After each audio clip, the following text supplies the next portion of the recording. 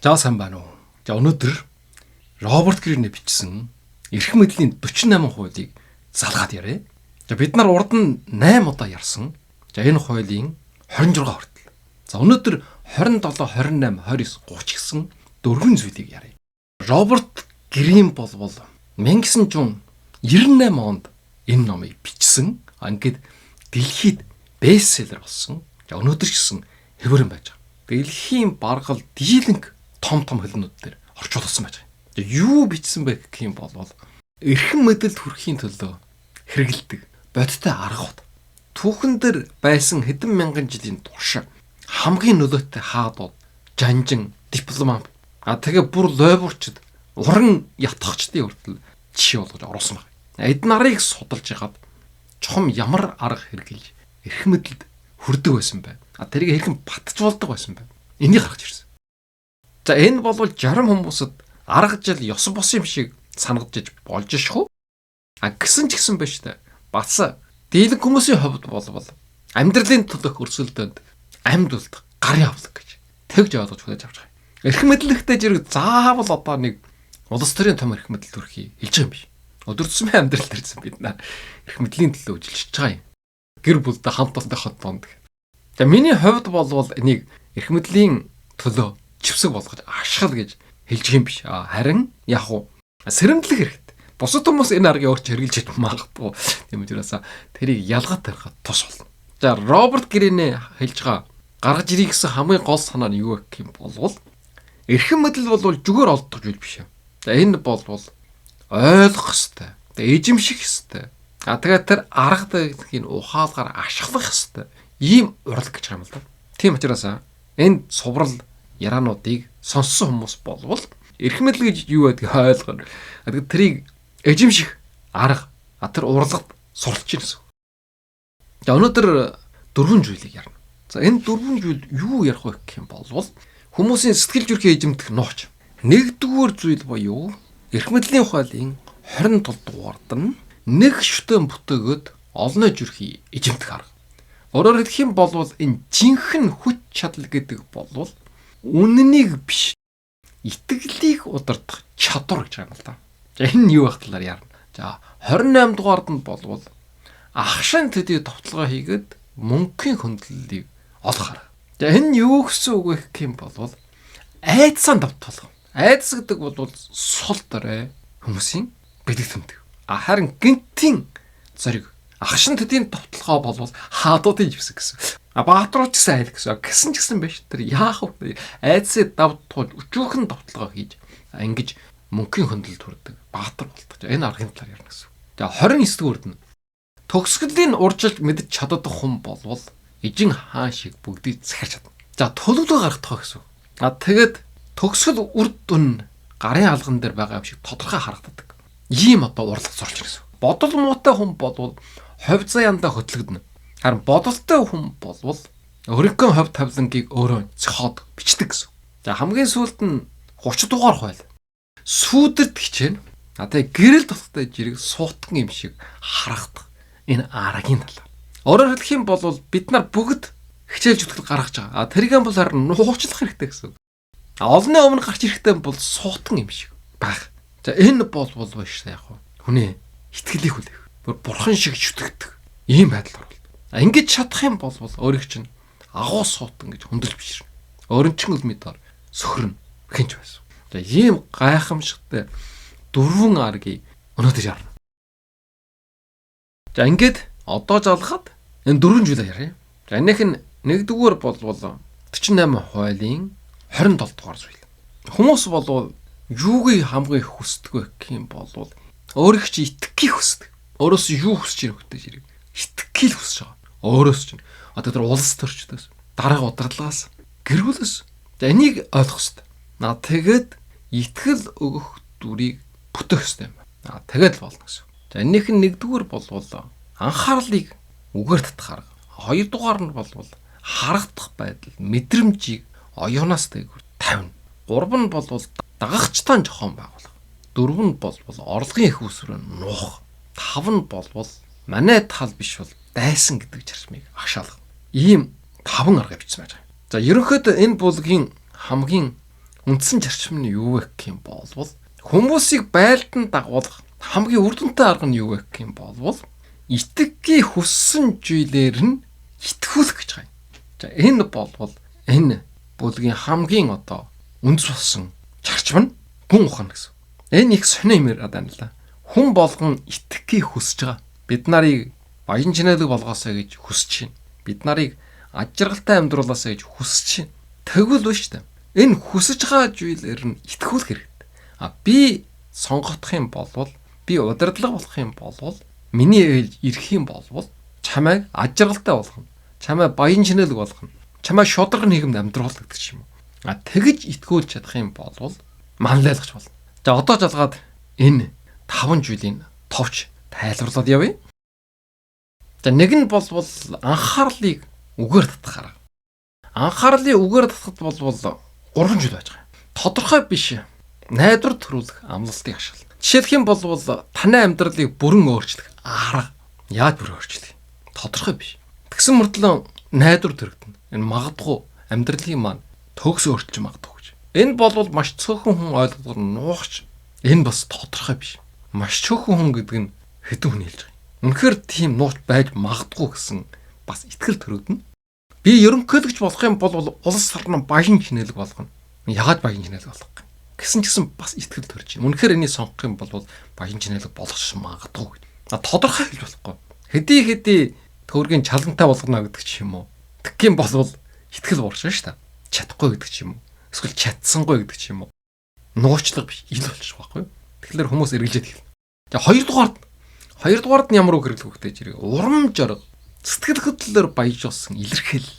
Жишээлх юм бол энэ бол зүгээр нэг арга биш. Энэ бол хувь тавилангийн өөрт өдөөд хүр шүү гэж сэтгэлийн хөдөлгөөнтэй ярих юм бол хүн урам зориг авна. Энэ бол зүгээр нэг арга биш юм байна. Энэ бүр хувь тавилангийн өөрчлөх юм байна. Тэгээ бүр түлхүүр юм байна гэж.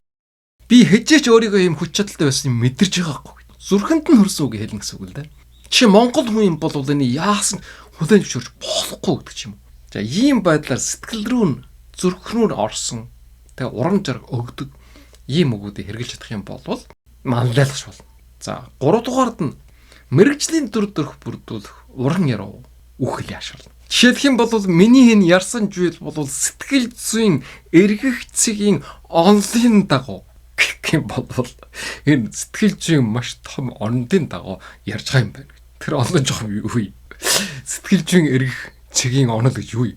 Системчлэгдсэн ухамсарын суур дээр үндэслэх юм бол гэх мэтэр судалгаагаар нотлогдсон үр дүн нь 87% гэдэг юм. Ийм байдлаа. Ярих нь шүү дээ. За нэг дугаар хэлэх юм бол энэ саяын ярих 3 арга бол амлалт байх хэрэгтэй. Тэгээд сэтгэл хөдлөл байх хэрэгтэй. Тэгээд нууцлага байдал байх хэрэгтэй. Тэгээд энэ дээр нь үлдээ жирэг ухаантай юм шиг сонсгох. Ийм байдлаар ярих юм бол бусдыг байлдан дагуулах болол чаатай. За одоо 2 дугаард нь харагдах байдал. Мэдрэмжийг оюунаас дээгүүр тавь гэж. За энэ ямар зарчим байна? Бас 3 зүйлийг хэлье. За энэ бол 1-р жижиглэн. Илтгэл хийх үед сэтгэл хөдлөм түүх ярих ч юм уу. За бол түүх стори байхгүй болохгүй. Тэгээд дуу хоолойгоо цангалдах ч юм уу. Эсвэл нүдэндээ нулимс чийлгнүүлдэг ч юм уу. Ийм байдлаа. Тэгээд үжигчийн өмнө ултай жирэг сүнслэг гэгээр гинтийн ухаар нээлт хийчихсэн юм шиг. Сүнсээрээ мэдэрч ийн гэдэг ч юм. Зүрхсэлээр нээж ийн гэдэг ч юм. Тэгээд хүчтэй гарын биеийн хөдөлгөөн. Гэх мэтэр. Тэгэхээр хүмүүс өөрөө чинь ярьж байгаа зүйлийг огт ойлгохгүй байсан ч гэсэн мэдрэмжэндээ автагдаад байгаа шүү дээ. Энэ их агуу хүн байна. Маш гайхамшигтай зүйл ярлаа гэсэн ийм дүгнэлт. Чухам юунаа тухай ярьсан хамаа байхгүй. Жижиглжийг бол болно гэсэн. За 2 дугаард нь яг хөвгтэй зэрэг сүр жахлантай, үжилсэнтэй орчныг бүрдүүлнэ. За жишээлх юм бол одоо танилт чуулга, видео, фото бүгд гоёмсог, тансаг, чигчтэй. Тэгээ өөрийн өрөө таслах офис бол жигтэйхэн сайхан янзлж чассан. Тэрийг чинь хүмүүс хараад амжилтын амьд бэлэг тэмдэг юм байна гэж харагдахаар амжилт олсон хүн бол ийм байдаг юм байна гэж. Тэгээ өөрийн чинь амьдрал хүмүүс бишрэл төрөх. Энэ хүн шиг болох юмсан гэсэн бодол төрөгдөхөр. Ийм орчныг бүрдүүлнэ гэсэн үг. Тэгээ 3 дугаар нь бол итгэмж дүр, баатарлаг эсвэл жөнчмөт дүрсгэх. За одоо би жүүдэлсэн гэдэг ч юм уу. Жөн сум мэдрэгдэж ийн гэдэг ч юм уу. За энэ бол Монголын нут товчонд төрөлт гардаг шүү дээ. Жүүдэлсэн гэдэг. хяад боржгон овгийн сүлд сүнс жүүдэнд үчигдсэн. Цагаан шонхор шүү. Нарсар хоёрыг атгаж ирээд миний мөрөн дээр сууж ийн гэж үйлсэн гэх. Гэгэн дээр өөрийг нь бусдаас ялгаад бүр дээд түвшинд байна гэдэг ойлголтыг харуулах хэрэгтэй. Ихэнх хүмүүс энийг ойлгохгүй гэдэг ч юм уу. Маш их хүн нарийн юмнаа дотор орчихсон. Тэгэхээр хүмүүс өөрөө ч ойлгохгүй ч гэсэн ийм хүчтэй, гайхамшигтай хүний дагъя гэж бодно. Тэгээ энэ мэдрэмж өөр дирж байгаа мэдрэмж байна шүү дээ. Логикоос илүү хүчтэй байгаа байхгүй юу? Ёс учраас илүү хүчтэй. Би биеэр нь тэр хүний хараад мэдэрч байна. Тэр бол агуу суутан. Зөвхөн энэ хүн л бид нарыг дагуулж чадна. Манлайч чадна. За манай одоо зарим олонний танил хүмүүс байж байгаа. Олон жилийн турш чармигаад байдаг. Яраад байдаг хэлээ бичээд байдаг. Гэсэн чсэн огт нэр хүнд байхгүй. Олонний байлдан дагуулж чадахгүй. Сүүлдэн бүр элэг болоод дуусч байгаа. Ийм бас нөхдүүд байж байгаа шүү дээ. Тэгэхээр энэ хүмүүс бол сайн сонсох хэрэгтэй. Энд ярьсан энэ аргуудыг хэрэглэх хэрэгтэй. Тэгэх юм бол шал өөр болно. За 3 дугаард нь дагагчтай жохон байгуулахаар. За энэ бол маш чухал. Саяын хэлсэн шиг юм байна шүү дээ. Хийе бүтөөё Монголын төлөө тэмчээ жүтгэе өөрчлөе гэж хүмүүс байгаа. Олон жилийн турш одоо гудамжинд гараад ярьж гин. Одоо өнөөдөр нийгмийн сүлжээгээр ярьж гин. Янз бүрийн арга хэмжээнд оролцож гин. Гэсэн ч гэсэн байна шүү дээ. Ерөөсөө бусдыг байлдан дагуулж чадахгүй.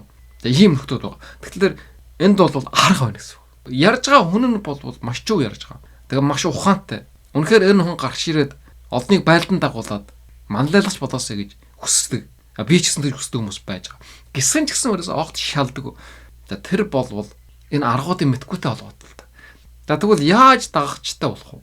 За энэ бол хамгийн сайн арга нь бол шашин.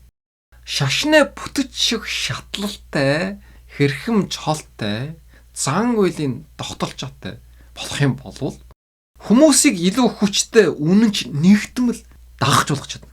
Өөрөөр хэлэх юм бол системтэй чохон байгуулалтын хэлбэрд шилжиж чадна гэсэн. За энэ хамгийн сайн үлгэр жишээ нь юу вэ? Нам байна улс төр. Гэтэл улс төрийн намаас бүр илүү хүчтэй болтой зэрэг шашнаа жоохон байгуулт. Энэ бол бүр түүхээр чалгараад үлдчихсэн хэдэн мянган жил явж ирсэн одоо бүр улам боловсронгой болчихсон. Энэ шашнаа жоохон байгуулт гэдэг бол асар гайхамшигтай. Тэр шашныхаа жоохон байгуулж удирдахчийг бүр бурхан гэж үтэж биширж байгаа шүү дээ. Эжин минь, тэнгэр минь, бурхан минь гэд аав минь, ээж минь, амьд бурхан гэд бүх өв хөрөнгөө өргөөд амнасаа хүртэл жолоосолж байгаа. Тэр ямар арга хэрэглээд байгаа. Тэгэхээр өөрийн гэсэн ийм үнэнч дагагчтай болох хэрэгтэй. Цэрэгтэй болох хэрэгтэй гэсэн үг. Нийгэмд ховсгол хий. Өөрийнхөө үжил санааг хэрэгжүүлэх юм бол дагагчтай, чирэгтэй байхгүй болохгүй гэсэн үг. Ганцтайсаа ганчаардахгүйгээр ганцаараа нийгмийн сүлжээн дээр яваад байгаа. Тэр бол биш та. Огт нөлөөлж чадахгүй. Үрдэн төрөхгүй. Тэгэхээр шашны арга хэрэглэх хэрэгтэй. За тэгвэл энэ шашны арга дээр ерөөсөө өнөөдөр бол ерөөсөө 3 зүйлийг хэлье. За нэгдүгээрт нь бол шатлалтай бүтэж байдаг. Энэ шатлал байхгүй болохгүй. Бид нар бол бүгдөө эргэтгэж дугаалангийн хөдөлгөөн гэдэг түүхэн дээр байсан. Тэр шиг байх юм бол тэр бас явахгүй. За шашин яадгаа гэдэг зэрэг гол удирдахч нь байна. Тэр нь одоо зэрэг өөрийгөө гэгэнтэн гэдэг чинь мэрэгэн багшдаг ч юм уу. Тэгээ бүх юмнах нь одоо их сурвалж болж идэг. За энэ байна гэсэн. Тэрнийхэн дараа нэхэн байх вэ? Ахлагчд байна. Энэ ахлагчд бол биш. Өөрөө чи хамгийн одоо үнэнч дагагчд. Өөрөө чи дотоод хүрээлэл. Жишээлх юм бол одоо 10 мэрэгд гэдэг ч юм уу. Гэгэнтний элч гэдэг ч юм уу. Ийм одоо алуун тушаалтай байх жишээтэй. За ахлагчдынхаа дараа хэн байх вэ гэдэг чинь ердийн гişгүүд байна. Ердийн гişгүүдэн бол шүтлэгтэн гэдэг ч юм уу. Гэгэн жамын дагагчд гэдэг ч юм уу. Христийн шашинд бол хонь гэж хэлж шиг байлаа шүү дээ. За энэхээ доод талд нь хэн байх вэ гэдэг чинь шинээр элсэгчд, сонсогч гэдэг ч юм уу. Жам хайгч гэдэг ч юм уу. За ийм хүмүүс байна. Тэгэхээр эндээс юу үүсэх гэдэг нь хөхтэй зэрэг шинээр элсэн сонсогч болвол ердийн гişгэн дагагч болъё гэж бодно. Дагагч болсон хүн дараа нь ахлагч болъё гэж бодно. Ахлагч болсон хүн дараа нь зэрэг нэг өдөр гэгэнтэн болъё гэж бодно. Энэний төлөө өөрийнхөө амь амьдралд оруулах гэсэн. Тэрний төлөө яах вэ? Өөрөө олон шинэ эсэгчд бий болгоно гэсэн.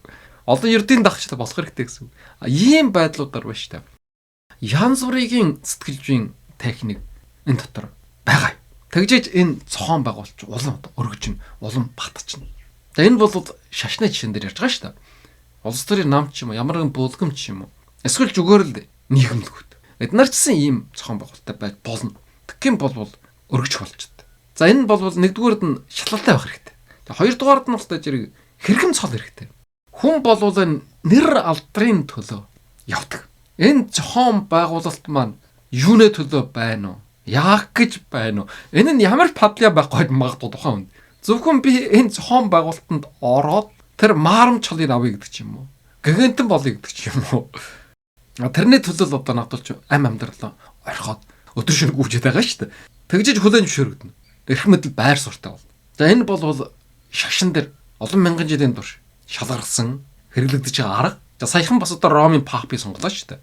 Тэд нар бас пап болохын төлөө насан туршдаа одоо зүтгэж байгаа шүү дээ. Тэгээд тэрийг бас шалгаруулад авдаг юм байна. За энийг бол бас хандвар идэвхжүүл болдго юм байна. Жишээлх юм бол $100 хандуулах юм бол мөнгөнд дагах. $1000 хандуулах юм бол алтан элч. $1,000,000 хандуулах юм бол эрдэнийн өвөгч гэдэг ийм чол өгнө гэж. Ийм байдлаар. Эсвэл мөнгө хандив янз бүрийн юмтай хамаахгүй. Зүгээр ерөөс идэвхтэй оруулж байгаагаар нь бас эрхэм чологч болно. Өдөр тутмын номлогч гэдэг ч юм уу. Итгэлийн түшээ гэдэг ч юм уу. Жөвлөг гიშгүн гэдэг ч юм уу. Ийм байдлаар.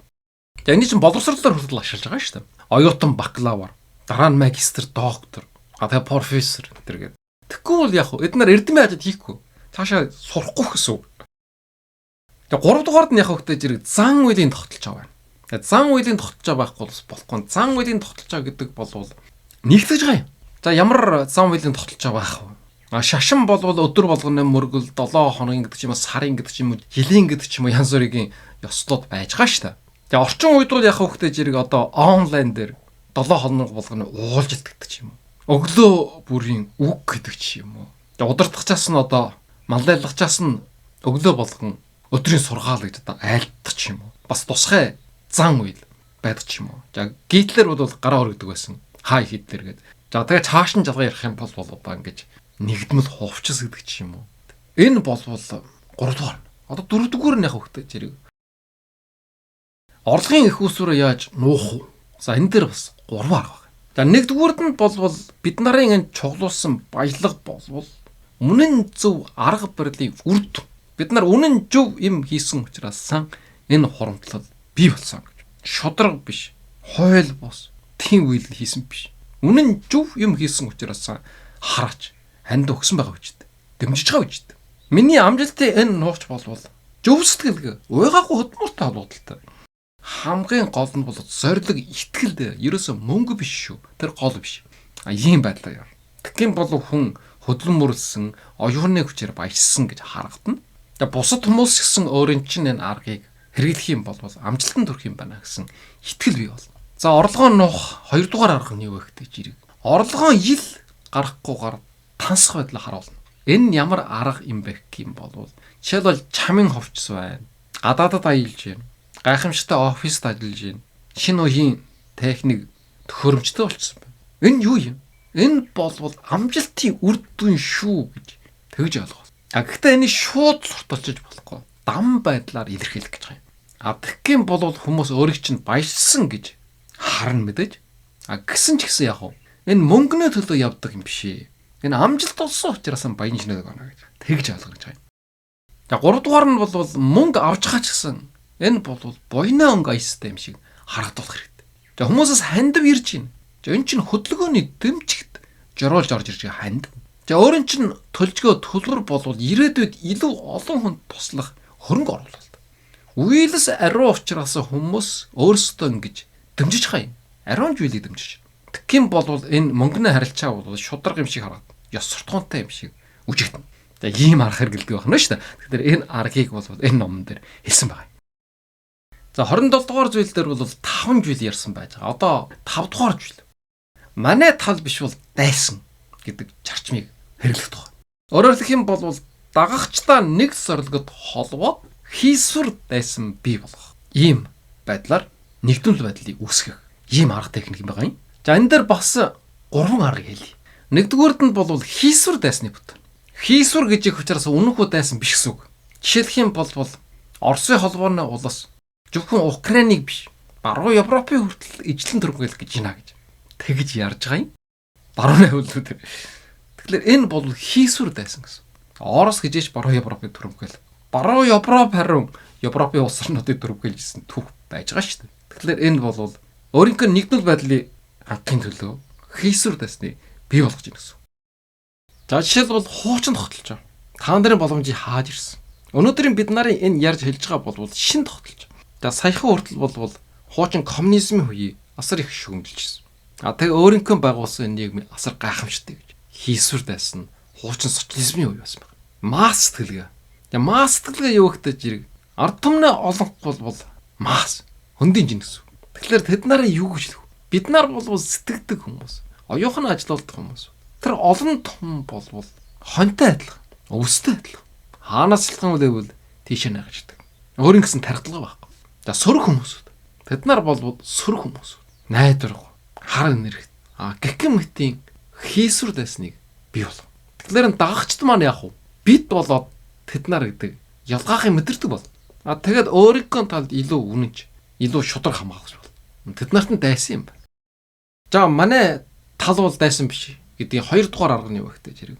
Дагагчдаа нийтлэг зорилгоор холбоно. Жишээлх юм бол бид нар бол өөрчлөлт шинжилтийг авчрах бүлэг. Бид нар бол жинхэнэ үннийг хайж байгаа хүмүүс. Бид нар бол өөрсдийгөө ертөнцийг илүү гайхамшигтай болгохын төлөө зүтгэж байгаа хүмүүс. Ийм нийтлэг зорилго байна.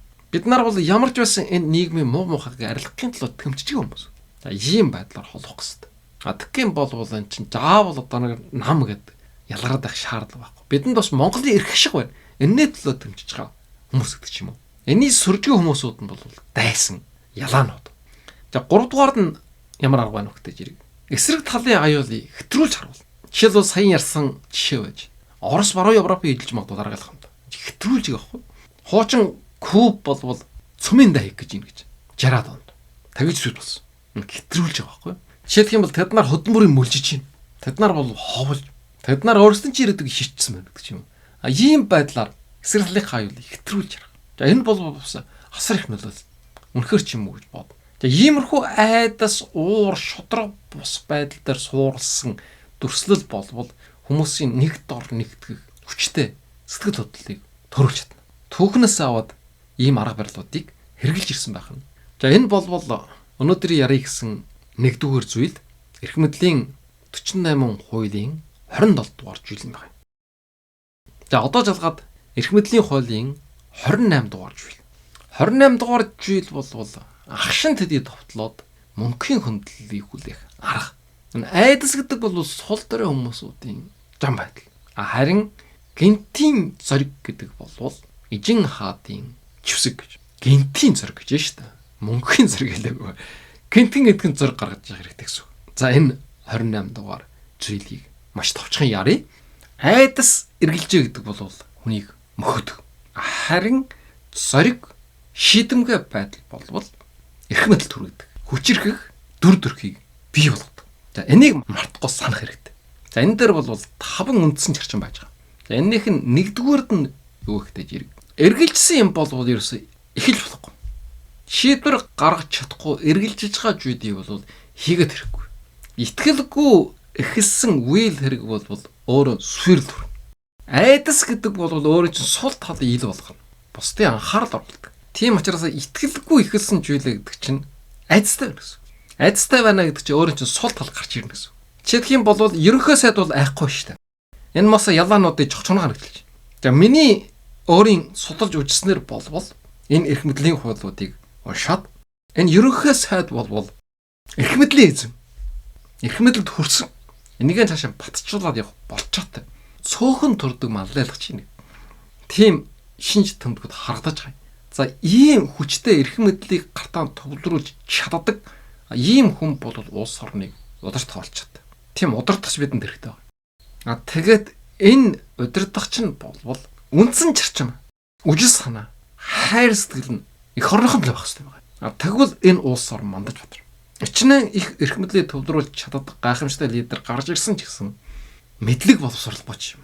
Эсвэл амь хавныхаа эрх шиг боддог ч юм. Эсвэл зүгээр нэр төрхөөс амт юм болов. Тэр бас усар хохирно. Өөрөөр хэлэх юм бол эрх мэдэл төрх энэ арга зарчмуудыг бүгдийг эзэмшиж гисэн. Тэгээд эх орно гэсэн чин сэтгэлтэй юм болов. Трамптай адилхан, Путинтай адилхан байх болчиход. За тэр хүн нь бол одоогийн ерөнхий сайд гэж би хавьдаа харж байгаа. За дараа нь устай жирэг 2 дугаар айдас бол сул талын илэрхийлнэ. Тийм учраас хоёрдугаар нь юу гэдэг зэрэг зориг гэдэг бол дутагдлыг халахалдаг. Мэдээж хүм төгс биш дутагдал байна. Гэтэл зоригтой байх юм бол тэр дутагдлыг чинь болтой зэрэг халахлах болж байгаа. Мэдээж хүн болгонд сул тал байгаа. Хор тавдар тусчихсан. Энэ чинь сул тал байж дээ. Өдөр хоног тоотой болчихсон. Гэсэн ч гэсэн би айхгүй байна. Би хор тавдар дээр төмчж байна гэдэг. Тэгээд зарлаад нийгмийн сүлжээгээр явж байгаа хүмүүс олон байгаа шүү дээ. Тэр хүмүүс бишрээд, дэмжиж, сэтгэл санаагаар нэгтгэхэд явж байгаа. За 3 дугаард нь бол аймхай дөрөх бол аюулыг давах. Хэрвээ буужиг маягтай харагдах юм бол хүмүүс өөрөө ч үл тоомсорлж хшгиж хэлнэ. Тийм учраас бууж өгөх өнгө ярьж болохгүй. Дуустал ялаанаа жохор гөвнө гэдэг илэрхэж хэрэгтэй. Арстан барс хүртэл яг хамгийн сул хэсэг рүү тавталдаг байхгүй юу? Үр төлрөө ч юм уу сулдаж муутсан хэсэг рүү ч юм уу. Тийм учраас аймхай сул дээр байх юм бол идүүл гэсэн. За 4 дугаард нь хөөч та. Гинтийн шийдэмгүй үйлдэл болвол хүмүүсэд айц төрөл. Тэгэхээр баатар байна гэдэг зэрэг өдөржингөө баатарлаад ил цэлэм хурлаад яваад ирэх гэсэн үг биш. Яг хөөхтэй зэрэг гинтхэн баатар харуулах гэсэн. Хурч бодлоготой шуурхай алхам хийх юм бол босод хүмүүс сандралдана. Ингээд өөрчин эрх мэдэлд хүрэх боломжийг нэж. Гинтийн шийдвэр бол бас бусдын эсрүүчих боломжийг хааж байгаа юм л да. За 5 дугаард нь эрд зориг бол сурж ижимшдэг чадвараа гэж. За энэ эрд зоригтой хүн гэд төрөлхөд хүрдгүү байх нь шүү дээ. Жишээлх юм бол энэ дээр Наполеоны хэлсэн байна. Догшин Явааныг жишээ татсан байна. Эднэр бол төрөлхий баатар хүмүүс байгаа. Бой жижигтэй, өвчтэй, нас баг ийм байсан. Энэ зориг гэдгийг бол дадлаар дамжуулж хийж сурдаг. За хүннүүгийн жишээс байгаа. Хүннүүгийн хаан бол хамгийн анх өөрийнхөө доод талын чиргүүдээр амтаа гнуусан юм байна. Дараа нь устдаж ирэг хайртай морийг харуулсан юм байна. Тэгээд хамгийн сүүлд нь устдаж ирэг өөрийн хамгийн том өрсөлдөгч харуулсан. Ингээд баг тасгаж иж зориг оруулж иж бүдүүн зүрхтэй болгож иж. Тэр дэлхийн түүхэнд үлдэж авч ирсэн гайхамшигтай хүннүүгийн чиргүүд бий болсон. За энэ бас жишээ болвол энэ хэн биш шүү дээ. Хойд Солонгосын Ким Жун биш шүү дээ. Энэ бас аймхай зориггүй хүн. Гэсэн ч гэсэн дадлах хийсээр байгаад өнөөдрийн хэмжээнд хүрж байгаа юм. Ахыгаа яасан бэлээ бид нар мэдж байгаа. Өөрийнхөө төрсөн ахыг гадаадын улс оронд нистэн онгочноо буудал байхад нь нуурлуу нь хорч чадаад болчихж байгаа юм. Ийм хүнээс ч хүн айн үст. Ингийн солонгосууд айдас тавцсан байгаа. Өөрийнхөө авга ахыг чаажаар авчихсан. Тэгж өөрийнхөө ноёрхлыг ботгосон байна. Өнөөдөр хинээс жахгүй өөрийнхөө цэргийг илгээгээд байлдуулж байна. Тэгэхээр юм байна шүү дээ. Ийм зоригтой хүнээс хүмүүс айж байгаа байхгүй юу? Хүлэн зөвшөөрж байгаа. Хэрвээ айгаад тулчгаад байсан бол энэ өөрийнхөө улс оронд ч гэсэн ноёрхлон утааж чадахгүй. Өнөөдрийн хэмжээнд дэлхийн энэ хүнд нөхцөлд өөрийн гэсэн байр суурийг ижлэх болчоо байхгүй. Тэгэхээр энэ нь бол энэ хүнээ хийсэн үйлдэлүүдийн сайн гэж хэлж юм биш. Дэмжижгээ юм биш. Зөвхөн зоригтой байсан байна. Зоригтой байсан учраас өнөөдрийн хэмжээнд хүрч чадсан байна гэж. За энэний жишээ болгож хэрэгжилж байгаа шүү. За Оросын энэ Догшин Иван бол 13 настай айдсан тавтгацсан ганчаардсан хүү байсан. Тэгээд яг өөрийнхөө өрсөлдөгчийг Иван Шуйскийг устгасан. Огчин үйлдэлээр. За ингээд Догшин гэдэг нэр олоод тэр нэрээр мөнгөрсөн. За энэ жишээг бол энэ ном дээр дэлгэрэнгүй бичсэн байж байгаа. Ийм учраас эндээс гарч чад дүгнэлт нь юу гэх юм бол энэ 28 дугаар зүйлээс айдас бол өөрөө ч сүрүүл. Харин зориг бол өөрөө ч хүчрхжүүлнэ. За өнөөдрийн ярих 3 дугаар сэдв. Эрх мэдлийн 48 хуулийн 29 дугаар нь. Төгсгөлийн урчилж мэддэг, урчлан мэдгч болвол хаа матч харж иднэ гэж. Бодолгүй хүн болвол ховжаандаа хөтлөгдөж амьдар. Харин бодолтой хүн болвол ховь тавлангийг захирна, өөрийнхөө ховь тавлангийг өөрийнхөө гараар бичнэ. За энэ санааг илэрхийлж байгаа юм. Өөрөөр хэлэх юм бол бүхэл зүйлийг дуустал нарийн төлөвсөн байх хэрэгтэй гэсэн. За үр дүнгийн болвол нүдэнд харагдтал гарын алганыхын жураас шиг мэддэг байх. Төгсгөл бол бүгд шít. Тийм учраас альва үйл явдлыг эхнээс нь дуустал нарийн тооч олсон. Харин сэтгэл хөдлөл шунлаар биш. Ухаалаг төлөвлөгөөр удирдах хэрэгтэй. За энэ аргын эзэмшихийн төлөө 3 зарчмыг энэ дээр хэлсэн байж байгаа. За энэнийх нь нэгдүгээр үндсэн зарчим нь юу гэхтэй жирэг. Төлөвлөгөө гаргах үед нь төгсгөлөөс нь их л төлөвлөх хэрэгтэй. Жишээлх юм бол энэ дайны асуудлаар ярив. Энэ болвол манай гажир нутаг болчихсон тэн дээр манай улсын далва намирч гинэ гэж бодоод тэндээс төлөвлөгөө хэл. Тэрний төлөө бид нараа хэдэн жил байлдах вэ? Яаж байлдах вэ? Ямар алхамдлаараа явуулах вэ? Ийм байдлаар төгсгөлөөс нь нааш нь яг өнөөдөр хүртэл ийм байдлаар төлөвлөгөө гаргана гэсэн. Гэтэл дийлэн хүмүүс бол энэ эсрэг байдаг. Би байлдана. Нутаг төвсгөрөнд хэлнэ. Чирэгмар хөдөлгөнө. Тэгээд тэр нь яаж байлд тавьчих авах юм? Төгсгөлд нь юу болох вэ? Тэрийг ерөөсө хараагүй байдаг. За энэ дээр бол Германы Бисмаркийн шиг юу татсан байж байгаа. За энэ бол бас түүхэн үйл явдал учраас ойлгож мэддэг хүн цөөхөн. Гэтэл өнөөдрийн энэ Орос Украины дайнаар бол бид нараас харж байгаа. Ерөнхийдөө ямар дүр жург үүсэх үү, байдал үүсэх үү гэдгийг бид нар бүр уртлаад харцсан байсан шүү дээ. Тэрний дагуу болж байна. За гэтэл Украины тал бол ерөөсөө тэр неонацистууд бол хараагүй байсан юм шиг байна. За хоёрдугаард нь бол амжилтанд уягдаж болохгүй.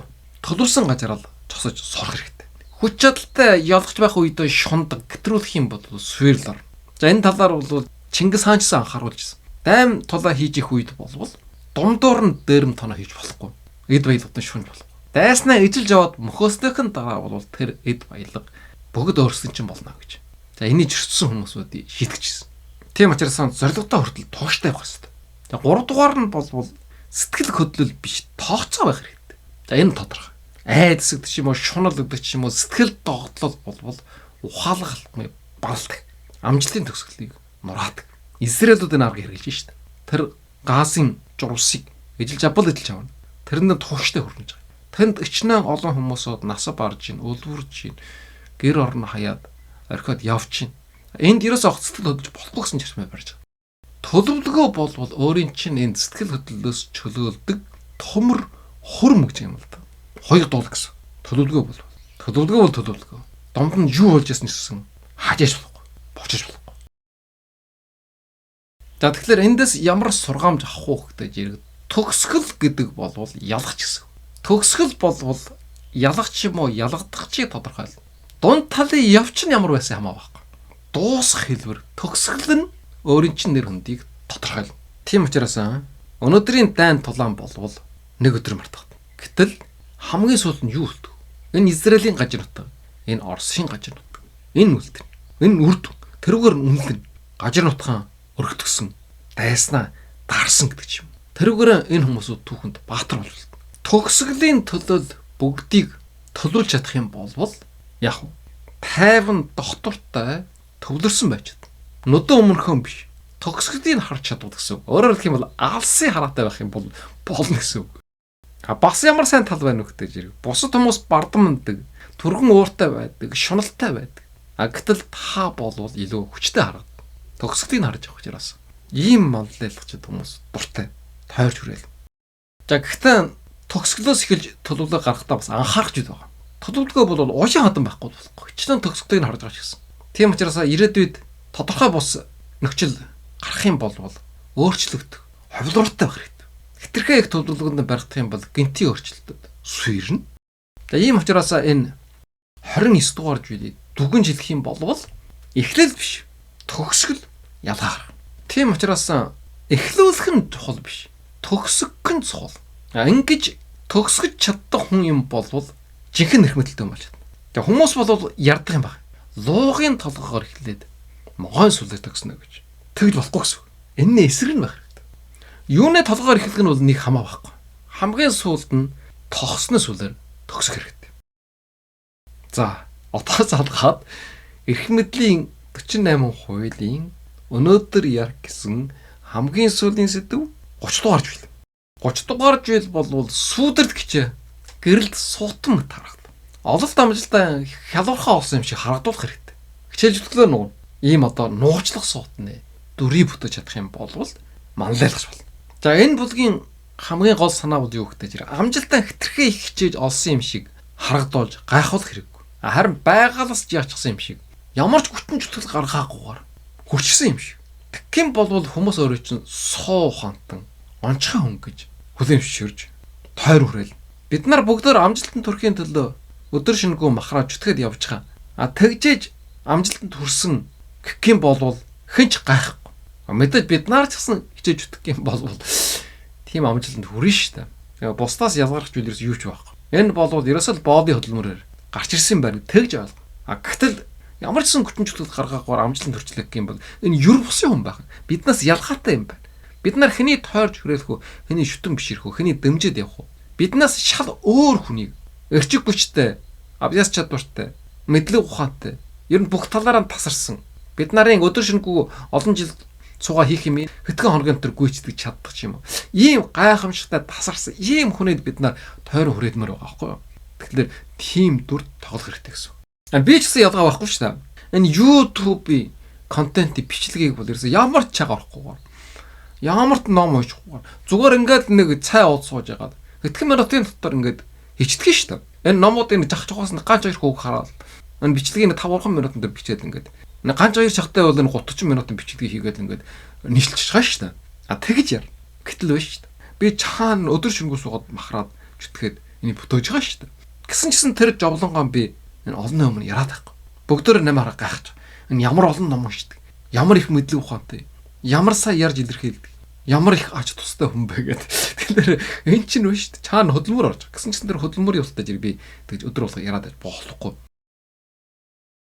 За энэ дээр бол бас 3 үндсэн зарчим байж байгаа. Нэгдүгээрд нь бол нөрийн хөдөлмөрөө нуух хэрэгтэй. Хичээлж төлөө ил гаргах юм бол яах вэ? Энэ зүгээр л шаргуу чөтгдөг хүн байна гэж харагдана. Жирил.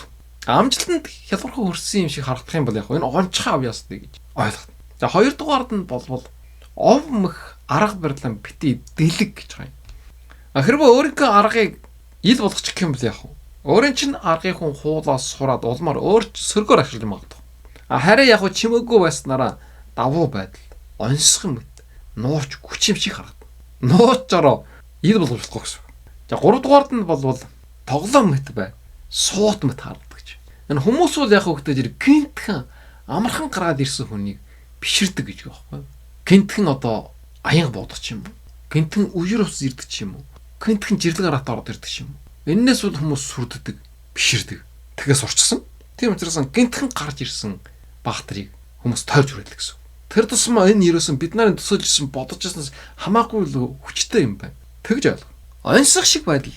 За энэ дээр нь ултай зэрэг маш хялбархан олсон шиг амжилт. Энэ хоёрыг нийлүүлээд нэмэх юм бол юутай тэнцэж нөхтэй зэрэг хайр бишрэл айдас хоёр. Ийм зүйлийг хүн хайрлж биширж өнөөхөн жирчээ бас айдастай хөдөж явдаг байх нь биш үү? Тийм учраас өөрийн чинь тойрсон хүмүүсүүд энэ өөрийг чинь онцгой мэт үжиж байгаа энэ нууцлаг байдлыг болвол хүмүүс яах вэ? Жинхэнэ хүч чадлын илэрхийлэл юм байна. Юрбусын гайхамшиг юм байна гэж хүлээж авах. Бурхан шиг шүтгдэн гэсэн. Тэгэхээр лидершип болъё, манлайлагч болъё гэж годомжинд явж байгаа хүмүүсүүд энэ аргыг хэрэглэх хэрэгтэй. Гэсэн чсэн анхаарах зүйл байна. Хитрхээ их нууцлах ч юм уу, хитрхээ их жижигдэх юм бол хүмүүс өөрийг сэжгийж итгэх юм болно гэсэн. За ерөнхийд нь 30 дугаар зүйлээ дүгнэлт гэх юм бол амжилт гаргасан юм шиг биш. Амжилт төрсөн юм шиг харагддаг гэж юм л да. За энэ бол бас ялгаатай. Хүчин чармайлт гаргасаар байгаад нэг өдөр амжилт гараад ирчихсэн юм шиг биш. Харин гинтхэн унаад ирсэн юм шиг тэнгэр дээрээс. Тэгж харагдуулах юм бол хүмүүсийн хайр бишрэл айцсад болж чадна. Хөдөлмөрөн биш чаа. Үр дүнгийн гоёмсог бөгөөд хялбар юм шиг харагдуулах. За энэ чухал. Тэгэх юм бол өөрөг чинь хүчтэй жинхэнэ гэдэгт хүмүүс итгэн улам гүнжгээ шүтэж биширнэ. Бид нар өөрсдөө бол хүч муутай байгаа шүү дээ. Маш хөдөлмөр зарцуулж байгаа. Тийм учраас ийм хүчтэй хүн байгаасаа гэж мөрөддөг байхгүй юу? Энэ бол бидний итгэл юм байна. Тэгвэл энэ өнөөдрийн ярианы ихэн хэлсэн юм шиг. Тэгвэл тэр итгүүлэх дүрд нь тоглох хэрэгтэй гэж байна. Гайхамшигтай. Ямар ч хүч чадал чармил гаргадаг байгаалс ясан төрөлхийн авьяасаар гайхамшиг бүтэж чаддаг. За бүгдөө ийм маллайлагч байхын төлөө хичээ зөвхөн үгээр хэлэх биш. Үнэнхүү үйл дээр харуулах хэрэгтэй. Цаанаа сайн хүчин чармил гаргаж ягаад тэгж байгаад наанаа тэр үр дүн амжилтаа харуулдаг. За энд буруутаад их юм байхгүй шүү.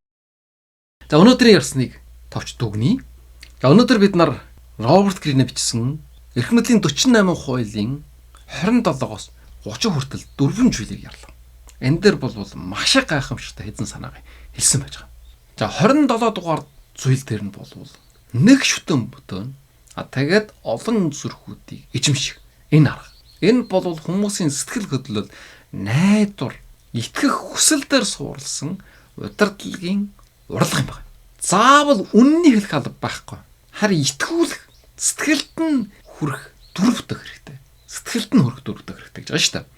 Хэрвээ би үнэхүү мондох шүү гэж өөрийгөө сурталчлах юм бол хэн ч итгэхгүй. Харин намайг дагах юм бол өөр чин боломж байна гэсэн энэ итгэлийг төрүүлж чадах юм бол та итгэлийн гэж бол. За энэ дээр бол хэд аргыг хэлсэн та бүгд үлдээж ирэг. Буцаагаад тэр бичлэгээс нь дахиад сонсоод тэмдэглээд авах хэрэгтэй. Энэ дээр бол бас хамгийн чухал нэг зүйл нь бол шашин шиг системчлэгдсэн чохон байгуулалт үүсгэх хэрэгтэй. Тэгж чадах юм бол нийгмийн өртлөх болж чад. Живжинхэн манлайлгаж эрх мэдлийн хийж болно. Тэгж чадахгүй бол зүгээр л годомжинд ярддаг. Хэн ч үйл ашиг нэгэн бол тоосно. За 2 дугаард нь 28 дугаар зүйл дээр бол ахшин төдөө довтлогоо хийгээд мөнхийн хайр унтдагтыг хүлээх арга. За энэ нь юу вэ гэдэг зэрэг зориг гэдэг бол хүн болгонд байдгүй. Ер нь хүн болгонд зориггүй, аимхай, хулцгар. Ихэнх хүмүүс бол шийдэл гаргахдаа айдаг, эргэлждэг. Гэтэл та гинт зориг гаргаж, гинтийн шийдвэр хийх юм бол бүхэн өрсөлдөгч дарах болчиход. Яг энэ ахшин дээр л эрх мэдэлтэй хүнээ төрдөг гэдэг аахгүй юу? Мантухайс жахтантай адилхан. Мордод тугаан атгаад үсээ намруулаад байлж гисэн. Эмхтэй хүн байсан ч гэсэн мантухайс чин хатнаад зоригд бүгдээр итгэж биширсэн. За эхнийх нь бол итгэлийн олох хэрэгтэй гэж. 2 дугаар нь болтой зэрэг зоригтой үйлдэл хийх хэрэгтэй. Айцсаар биш. Тэгхийн бол өөрөө чинь тойрч хүрээл. Энэ бид нарын эрх ашиг хамгаалагч юм байна гэсэн сэтгэл зүййлж хэл. За 3 дугаард нь төгсгөлийн урчилж мэдгч болвол хаан мэт ноёртлон тогтоож чадна. За энэ 29 дугаар хууль бол ухаалаг хүнэж бисэг. Тэнэг молгоо хүмүүс ашиглаж чадахгүй. Ягаад гэвэл төгсгөлийн урьдлаа харж чадахгүй учраас. Явж удаа ялж исэн ч юу болж исэн ч төгсгөлийн үжиж чадахгүй юм болвол ялж чадахгүй. Тийм учраас төр журийн амжилт өөрөө чинь тушаа болж магадгүй. Харин урт хугацааны алсын хараа бол жинхэнэ хаанаж бисэг. Бисмарк шиг зүрх сэтгэлгүй юм шиг өөрөнгө нь тулгуурлагын дагав төгсгөлийн үжих хэрэгтэй. Бисмаркийг болвол төмөр жосноо сайн гэсэн нэртэй байсан шүү дээ. Сэтгэл хөдлөлтөд автуулж. Тулгуурлагийг гаргахдаа төгсгөлөөс нь эхэлж гарах хэрэгтэй. Луугийн толгойгоор ихтэд могоон сүлээр төгсөж болохгүй. Ямар ч толгойгоор эхэлж болно. Тохсын сүлээр төгсөх хэрэгтэй. За дөрөвдүгээрд нь энэ хуулийн 30 дугаар хуулинд болвол сүүдэрд гिचэн гэрэлд суутан мат гаргав. Хэрвээ олонний дунд өөрийгөө хичээж читгэж нөр их хөдөлмөр гаргаж яхаа харуулах юм болвол өөрөг чи ерөөсөө бид нартай адилхан. Бид нарыг л нэг накама бай. Бид нарыг өрөөсөн тухай гэж ойлгоно. Тийм учраас хөдөлмөрөөр нуух хэрэгтэй. Харин энэ бол миний байгалаас төрөлж яасан авьяас гэж харуулах хэрэгтэй. Тэгэх бол та ердийн хүн биш. Онцгой төрсөн сууд хүн гэж харагдана. Ийм хүмүүсийг бид нар өсч хүлээж байгаа шүү дээ. Супермен шиг гэсэн үг. Тим дүр байгаасаа, тим дүр хурш ирээсэй гэж. За ингээд ерөнхийд нь нэгтгэхэд үжих юм болвол итгэлийн олж чадах юм болвол хүмүүс өөрийг чинь дагна. Зоригтой байх юм бол тэд нар өөрийг чинь хөндлөн ухаалаг төлөвлөгөө гаргаж чадах юм бол өөрийг чинь удирдах гэж үлэн зөвшөөр. Тэгээд өөрийгөө нууцлах юм шиг үжүүлж чадах юм болвол байгалс ясаа авьяас юм шиг үжүүлж чадах юм болвол гэсэн үг. Хүмүүс өөрийг чинь төсөөлөх бүрдэн бишрэн шүтнэ. Өөрийг чинь бурхан шиг үжинэ гэсэн үг. За энэ болвол жив жинхнээсээ удирдахч, лидершип, манлайлагч гэсэн үг. За хэрвээ өнөөдрөөс эхлээд та бүгд өөрсдөө ийм агуу манлайлагч бодож байгаа юм болвол энд ярьсан зөвдөмжийн дагуу ажиллах хэрэгтэй. За бас бэлгийн энергийг оюуны энерги болгоно гэсэн ном бичсэн байж байгаа. За энэ болвол асар гайхамшигтай. Бас хүмүүсийг хүч чадалтай болгодог ийм ном. Энэ бэлгийн энерги гэдэг бол асар их хүчтэй энерги. Энэ энерги хэрвээ оюуны энерги болгоод ашиглаж чадах юм болвол юр бусын төсөөлөшгүй хүч чадалтай болдог юм аа. За ийм учраас энэ номыг аваагүй хүмүүсүүд намаа авч уншаарай. Дэлгүрд байгаа шүү. Сонсдог ном хэлбэрчсэн орсон байгаа. Интернетээр аль ч улс орноос чахалаад болж чадтай. За та бүхэндээ маш их баярлалаа.